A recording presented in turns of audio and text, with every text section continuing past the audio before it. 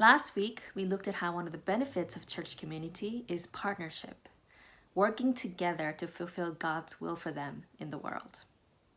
But how can a church community that is composed of such different individuals, people from all walks of life, different ideologies and cultures and backgrounds, how can they work together to fulfill that common goal? That's the question that Paul then kind of addresses in the next section of Philippians. We read in Philippians chapter 1, verses 9 to 11, and today I'm reading from the NIV or the New International Version. And Paul writes, "And this is my prayer, that your love may abound more and more in knowledge and depth of insight, so that you may be able to discern what is best and may be pure and blameless for the day of Christ, filled with the fruit of righteousness that comes through Jesus Christ, to the glory and praise of God." You see, Paul prayed for the believers in Philippi that their love would abound, excel, grow, increase more and more. But it's not just an anything goes love. What kind of love is this? And whenever I want to answer questions like this, when I'm looking at a Bible text, I use Blueletterbible.org. So Blueletterbible.org is a great resource that helps us look at words a bit closer. So for example, if I look at Philippians chapter 1, verse 9, and I want to know, what does it mean for our love to grow more and more in knowledge and depth of insight? I just go to Philippians 1:9, I click on this, and it shows me the interlinear. In other words, it shows me the original Greek words and how it's been translated. So if I want to look at this word knowledge, what does it mean for our love to grow in knowledge? I click on that, and it takes me to the different English translations, and it shows me also all the verses in the Bible where that Greek word is used, so that it helps you understand the context of that word. And it basically is used in the New Testament to talk about knowledge of things ethical and divine. In other words, spiritual understanding. And so Paul is praying that the believers in Philippi, that their love will abound more and more in spiritual understanding and depth of insight. Let's look at that word. Depth of insight, and we click on that. And it can be translated as perception, not only by the senses, but by the intellect, cognition, discernment, especially moral discernment in ethical matters. In other words, Paul is saying, Christian love is not blind. Christian love is not an anything goes kind of a love. Christian love is growing in its ability to discern between right and wrong, to distinguish between how to express itself. It is growing in its spiritual understanding. And this is actually a very important skill or quality to have, the ability to love someone well and to grow in that love and to grow in that ability. In other words, the discerning love is the kind of love that knows when to tell someone the truth, even when that truth might not be something they want to hear, and how to share that truth in a loving way.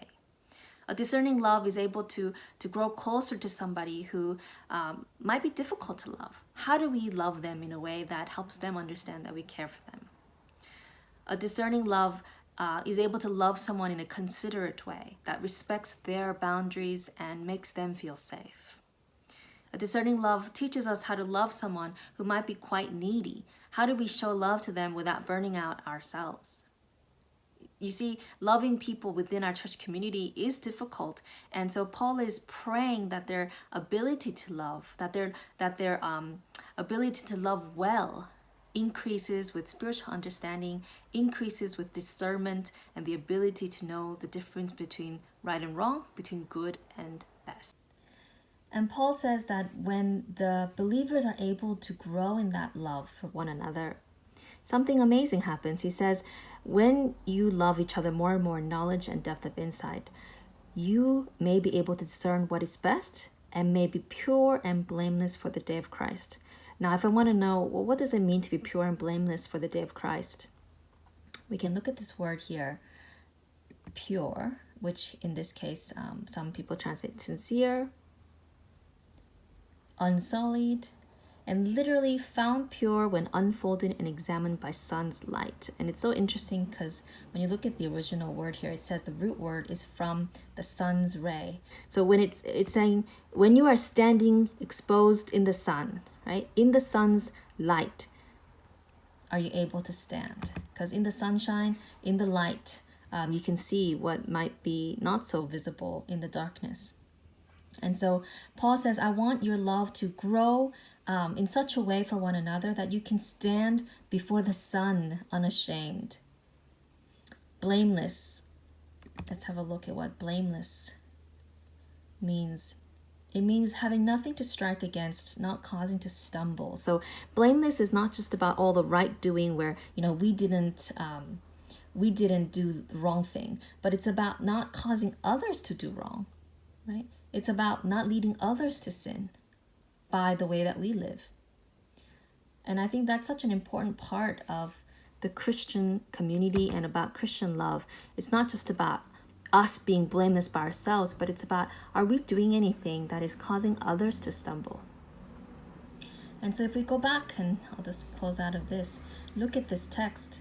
Paul, once again, this is my prayer, that your love may abound more and more in knowledge and depth of insight, so that you may be able to discern what is best and may be pure and blameless for the day of Christ, filled with the fruit of righteousness that comes through Jesus Christ, to the glory and praise of God.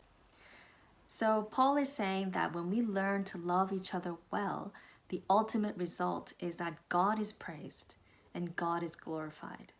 So one of the best ways that we can actually show what God is like to the world is by learning to love each other better. So here are some reflection questions for today. Who can you pray for today? And how can you show your love to that person better? Maybe start by praying and asking God to help you know, to be able to discern how to express your love to that person in the best way. And secondly, is there anything that you have said or done in the past that might have hurt someone in your community? How can you show them that you're sorry? And once again, pray about how you can do this. Some people, their language of apology is verbally expressing it to them. But for others, it might be a gift. For others, it might be genuinely showing that you've repented and changed your ways. So have a good prayerful reflection about how you can apologize in a way that helps the other person feel loved and appreciated. So as we continue to journey through the book of Philippians, I hope and pray that your sense of Christian community and your love for the Christian community can grow. Have a good week.